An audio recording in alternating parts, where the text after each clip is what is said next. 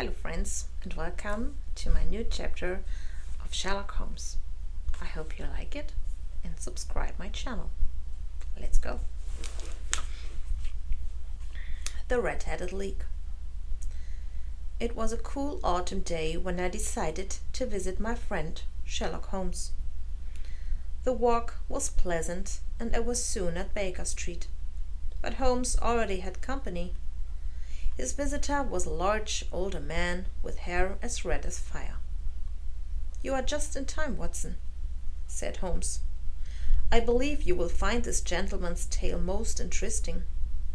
It could prove what I have told you all along, that truth is stranger than fiction, and that the smallest of crimes are sometimes the most interesting.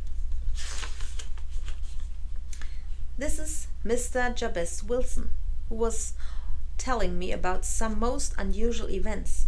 Please, Mr. Wilson, be so kind as to begin again."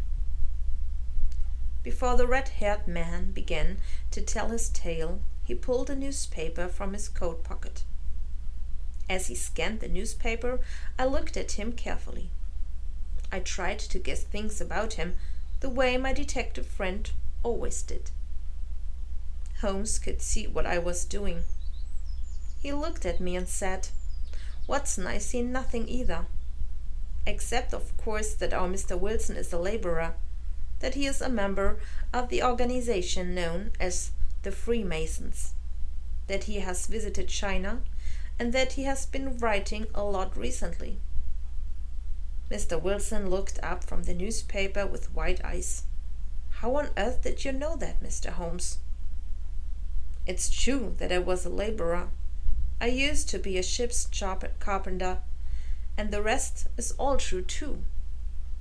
Holmes explained. "The muscles of your right hand are larger than your left. That tells me you used your hands in your work. You are wearing a pin with a symbol of the Freemasons. I see that the cuff of your right sleeve is very shiny and worn, a sign that you have spent a lot of time writing. Also," he continued, "there is a tattoo of a fish on your right wrist. I have studied tattoos. That one could only have been done in China. I also see a Chinese coin hanging from your watch chain. These things tell me you have been to that distant land."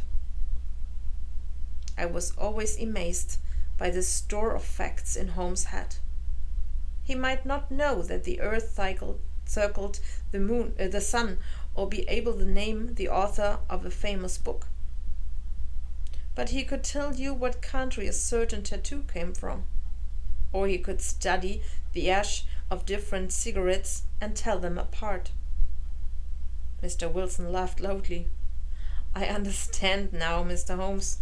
At first I thought you had done something difficult, but now I see how easy it was.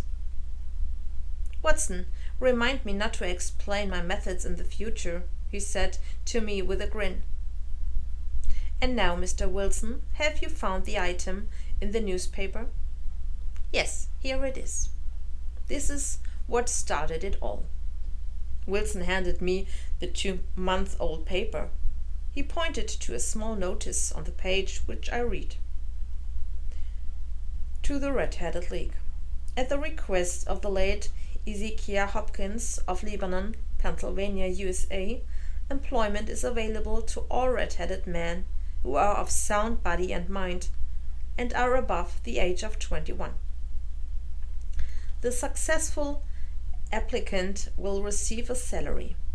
Please apply in person on Monday at 11 o'clock to Duncan Ross at 7 Pope's Court, Fleet Street." "What on earth does this mean?" I asked. "Well, Mr. Watson," Wilson said, "I have a small pawn shop where I buy and sell used items from people. I barely make enough to live on. I wouldn't even be able to pay my helper, except that he is willing to work for half of what I should be paying him, just so he can learn the business. His name is Vincent Spaulding, and he's a fine worker. My only complaint is that he spends too much time with his hobby, photography. He takes pictures, then spends hours in his dark room in the shop basement. There is also a young girl in the shop. He does some cooking and cleaning. I'm not married and have no family. So it is just the three of us living quietly. But then, 2 months ago, he continued, Spaulding showed me the notice you just read.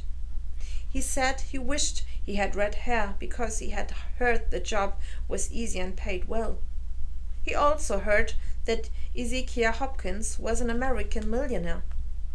It seemed that Hopkins had red hair and was an odd fellow. He had wanted his fortune to go to men with red hair, so when he died, he left money to be given to them in this odd way. Spaulding explained that Hopkins had lived in London years ago.